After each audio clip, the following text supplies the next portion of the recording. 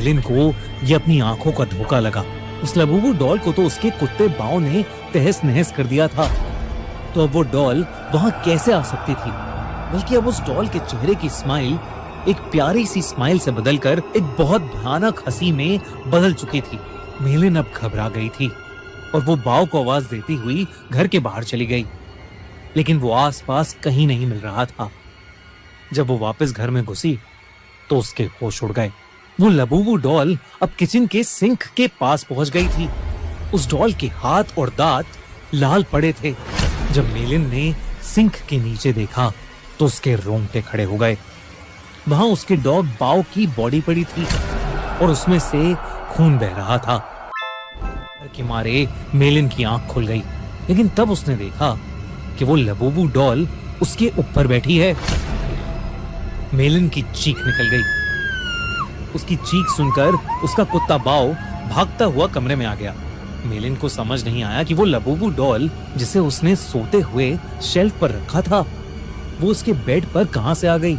उसने ध्यान से उस डॉल को देखा तो वो डॉल अब पहले से ज्यादा हंस रही थी।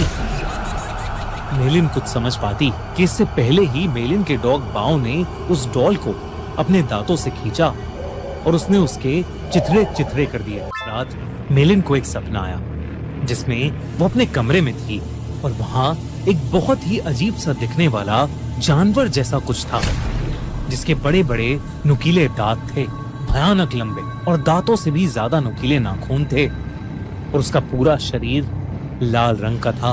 वो जगह जगह से सड़ रहा था।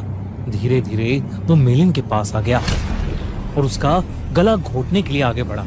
मिलिन डर के मारे जोर से चिल्लाई, पर वो जानवर उससे ज्यादा जोर से एक भयानक हंसी हंसने लगा और उसने अपने नुकीले पंजों से मिलिन पर अटैक कर दिया। डर के मारे मिलिन की आंख खुल गई, लेकिन तब उसने देखा कि वो लबूबू डॉल उसके ऊपर बैठी है। अभी बाथरूम मिरर में उसे दिखा कि उसके कंधे के पीछे कुछ भयानक सा था, जो बिल्कुल उस जानवर के जैसा लग रहा था जो उसके सपने में आया था, और वो जोर जोर से हंस रहा था। पर जैसे ही मिलिन मुड़ी, वहां कोई जानवर नहीं बल्कि बाथरूम के शेल्फ के ऊपर लबूबू डॉल रखी थी। मिलिन को ये अपनी आंखों का धोखा लगा।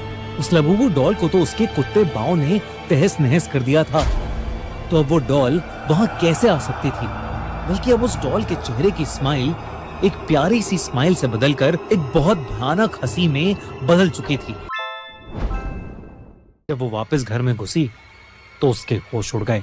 वो लबूबू डॉल अब किचन के सिंक के पास पहुंच गई थी। उस डॉल के हाथ और दांत लाल पड़े थे। जब मिलिन ने सिंक के नीचे देखा तो उसके रोंगटे खड़े हो गए। वहां उसके डॉग बाव की बॉडी पड़ी थी और उसमें से खून बह रहा था। ऐसा लग रहा था कि जैसे उसको किसी ने बुरी तरह नोच खाया है। बाव मर चुका था और ये देखकर मिलिन की हालत खराब हो रही थी। उसे समझ आ गया था कि ये लबूबू डॉल कोई आम डॉल नहीं है।